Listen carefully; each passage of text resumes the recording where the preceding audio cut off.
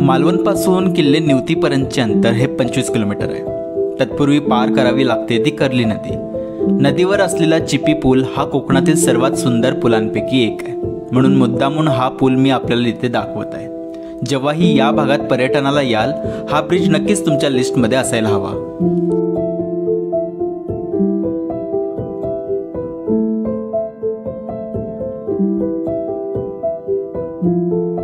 चिपी पूल ओलांडल्यानंतर कोकणातल्या अजून एका नैसर्गिक रुपड्याचे दर्शन होते, ते म्हणजे कोकणातली सडे।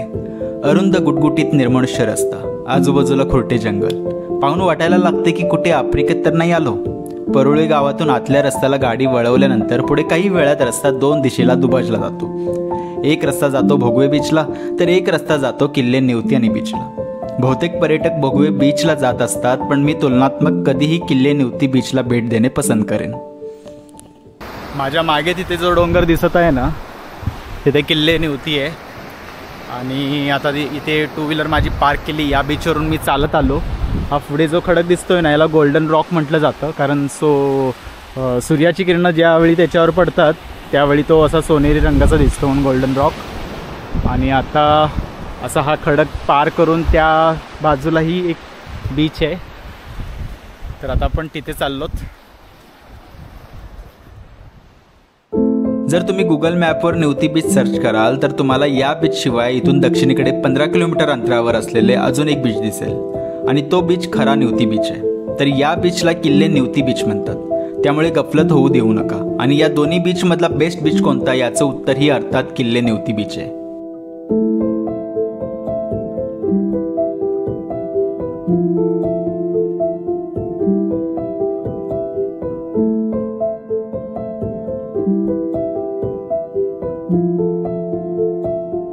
खोल पाणी, असं वाटते की इथून उडी मारावी पाण्यात।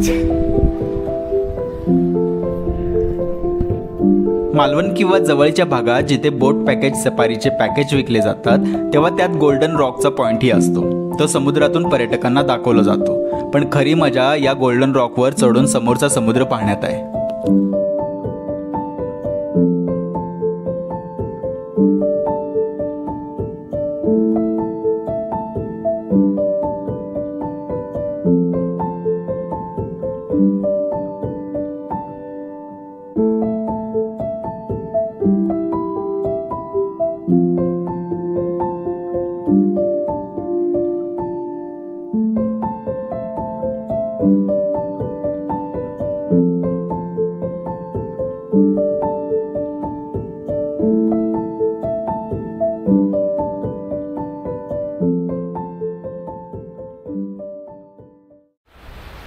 आधी आपण जो बीच पाहिला तो या मागच्या खडकाच्या त्या बाजूचा होता, तिथे आपण वरती चढलो होतो। आणि आता आपण या बीचवर पोहोचलोत। इथे पुन्हा हा डोंगर आहे, हा खडक आहे, मधून परत एक वाट दिसते आपल्याला। आता त्या बाजूला जाऊन पाहू की तिथून आपल्याला काय दिसतंय। फार छोटा समुद्र किनारा आहे, पण फार सुंदर आहे। आणि सहसा इथे कोणी येत नाही आहे, त्यामुळे अगदी गर्दीपासून दूर आहे। सध्या तरी मी या पूर्ण बीचवर एकटाच आहे। सूर्यास्त होत आलेला आहे, आणि जर वेळ भेटला तर आपण किल्ले निवतीलाही जाऊ।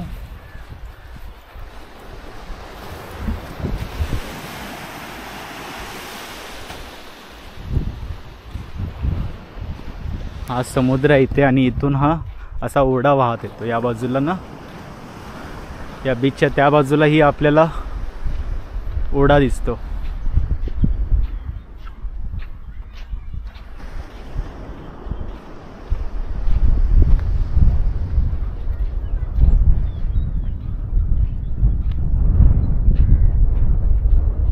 असा हा इथे तलाव झालेला आहे, आणि ओढा तो तिथून असा वाहत येतो। आणि हा वाळूचा पट्टा आहे, तिथे बीच आहे।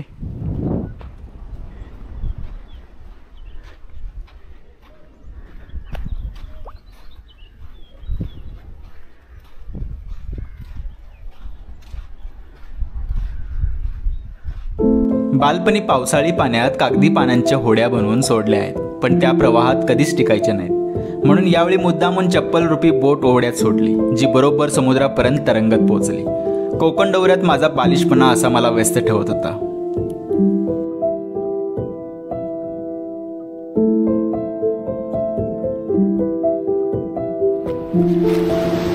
याआधी आपण त्या खडकावर चढलो होतो, तिथे त्या टोकाला.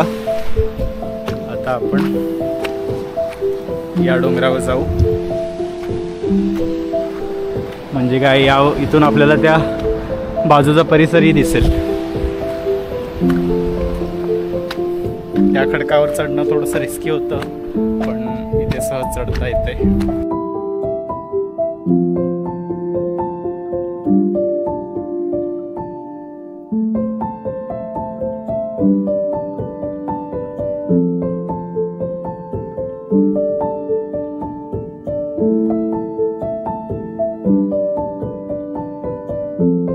कोकणातला भारी बीच कोणता, हे जर कोणी मला विचारले तेव्हा आपसुकच या समुद्रकिनाऱ्याचे नाव तोंडून येईल.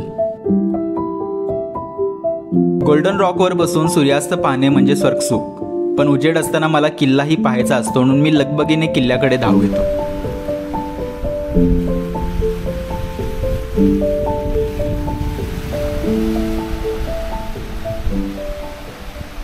ते आपण गाडी पार्क केली होती, तिथून हार्डली 1-अर्धा किलोमीटरवर आपण गाडी घेऊन वरती पोचलो. इथपर्यंत गाडी येते, आपण इथे पार्क करू शकतो. आणि हाच इथे हा किल्ली निवती आहे. जास्त असं किल्ल्याचं काही अवशेष राहिलेलं नाही आहे. तिथे आपल्याला ते बुरुज दिसत आहे. हा इथे एक बुरुज दिसतोय, तिथे एक बुरुज दिसतोय. तर इथून पुढून मला एक वाट दिसते, त्या टोकाला जात असेल आणि कदाचित अजून काही किल्ल्याचे अवशेष आपल्याला तिथे पाहायला मिळतील.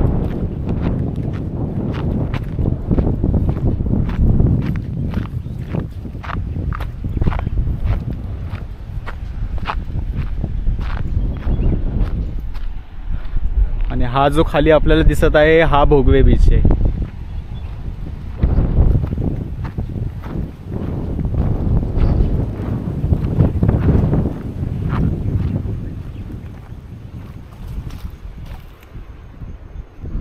इथून तरी वाट नाहीये,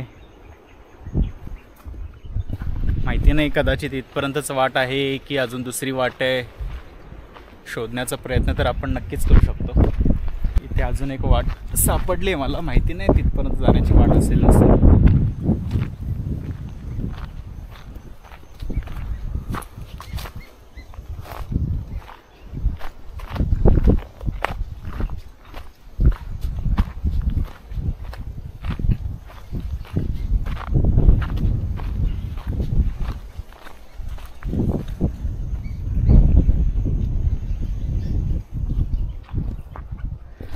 नाही, वाट तरी नाही सापडली. जिथे दिसते ते मला वाटतं खंदक आहे, उतरण्यासारखी वाट नाही आहे तिथे. गाडी मी ते मागे पार्क केली आहे, कदाचित मागून अजून रस्ता असेल. अजून एक वाट दिसते मला. हा या रोडने आपण असं खालून वरती आलो. गाडी आता इथे पठारावर पार्क केलेली आहे आणि इथे अशी वाट गेलेली दिसते आत. पाहू या वाटेने आपण पोहोचू शकतो का.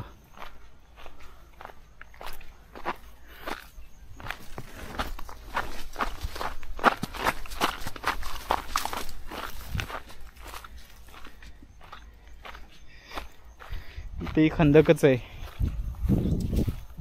इथूनही वाट नाही सापडत आहे.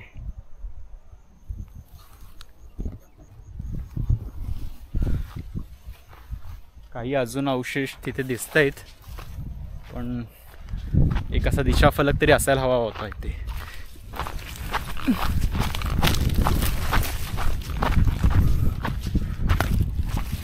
शेवटी वाट सापडली. इथून आपण वरती गेलो होतो, गाडी तशी वरती पार्क केली. परत रस्त्याने मी खाली उतरत आलो. हा टर्न लक्षात ठेवा, नंतर हा टर्न लक्षात ठेवा. याच्यामध्येच ही वाट वरती गेलेली आहे आणि 100% ही वाट असणारच आहे.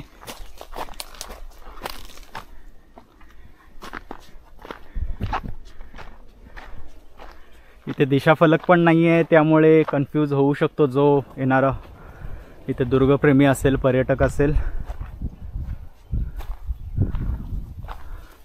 हा ढासळलेला बुरुज आहे.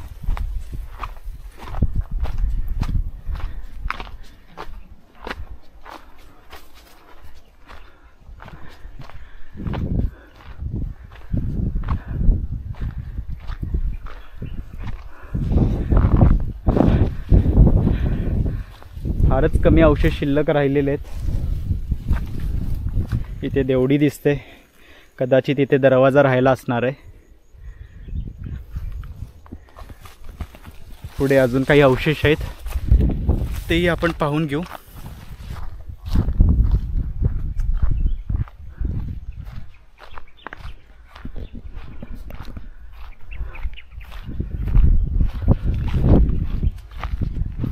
इथून सूर्यास्त फार छान दिसतो, त्यामुळे आपण आता इथे आलोय. सूर्यास्ताची वेळ आहे, तर आपण सूर्यास्त पाहूनच जाऊ. किल्ल्याचे अवशेष बऱ्याच ठिकाणी पसरलेले आहेत, पण वाटा अशा काही मळलेल्या नाही आहेत, त्यामुळे प्रत्येक ठिकाणी आपण नाही पोचू शकत. किल्ला तसा छोटाच आहे. इथे हा बुरुज, तिथे आपल्याला तो दरवाजा लागला होता, तिथेही कदाचित काही वाडा तटबंदीसारखं दिसतं आहे. ते भगवा झेंडा आहे, तिथेही बुरुज असणार आहे. तिथपर्यंत जायची वाट भेटली तर तिथेही जाऊ. तर तिथे वरती आत बरीच शोधाशोध केली झेंड्यांपाशी पोचण्यासाठी, पण तिथे वाट काही सापडली नाही. वाट होती ती आपल्याला इथपर्यंत पोचायचं अगदी शेवटी, जिथून हा सनसेट दिसतो, आणि इथून अगदी अशी बाहेरच्या अंगाने ना ही मळलेली वाट तिथे आपल्याला घेऊन जाईल. तर आता आपण तिथे सहज पोचू शकतो. शेवटी उजेड असताना आपल्याला वाट सापडली हे महत्त्वाचं. तर लक्षात ठेवा की तुम्ही जेव्हाही या किल्ल्यावर याल, मी आधी सुरुवातीला जी वाट सांगितली रस्त्यावरून, तिथं आपल्याला इंटर करायचं आहे. त्या वाटेने सरळ यायचं आहे. त्यानंतर तुम्हाला अगदी समुद्राच्या टोकाला यायचं आहे, म्हणजे जिथून समुद्र किनारपट्टी दिसते, आणि तिथून आपल्याला ही वाट सहज दिसून जाईल. कारण आत एवढं रान माजलेलं आहे की वाटा काही ठिकाणी वाटा आहेत, पण ते पुढे जाऊन बंद होतात. सिंधुदुर्ग किल्ल्याची निर्मिती झाल्यानंतरच्या काळात शिवरायांनी हा किल्ला बांधून घेतला होता. कर्ली खाडी ते वेंगुर्लापर्यंतच्या सागरी भागावर नजर ठेवणे यासाठी हा किल्ला महत्त्वपूर्ण होता. पण आजच्या घडीला दुर्भाग्याने हा किल्ला हरवत चाललाय. अशीच परिस्थिती पुढे राहिली तर किल्ले निवती या नावाशिवाय विखुरलेले किल्ल्याचे फक्त दगड शिल्लक राहतील.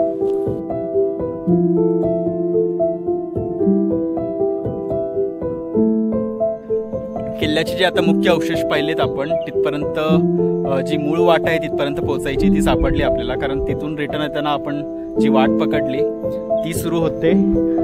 आपण रस्त्याने वरती आलो होतो आणि सर्वात आधी आपल्याला हे अवशेष पाहिले होते. कदाचित हा दरवाजा असावा, आणि त्यानंतर आपण इथून सरळ पुढे गेलो, तो बुरुज पाहिला आणि तिथूनच पुढे सरकलो. तर त्याआधी ही वाट खाली जाते, म्हणजे अगदी या दरवाजासमोरून ही डावीकडे वाट जाते, आणि जे मुख्य अवशेष आहे तिथपर्यंत ही वाट मळलेली वाट आहे अगदी, त्यामुळे सहज पोहोचता येतं. त्यामुळे इथे आलात यापुढे तर कन्फ्यूज व्हायला नको, त्यामुळे सांगून ठेवतोय. बाकीही बरेच अवशेष आहेत किल्ल्यावर, पण तिथपर्यंत पोहोचण्याच्या अशा वाटा नाही आहेत. रान माजलेलं आहे, त्यामुळे हे काही 1, 2, 3 जे अवशेष आपल्याला दिसत आहेत तिथपर्यंत आपण सहज पोहोचू शकतो. ते तुम्ही इथे येऊन पाहू शकता. अधिक माहितीसाठी किंवा काही शंका असल्यास कमेंट करा. व्हिडिओ आवडला असेल तर लाईक करा. चॅनलला सबस्क्राईब नक्की करा. लवकर भेटू. जय शिवराय.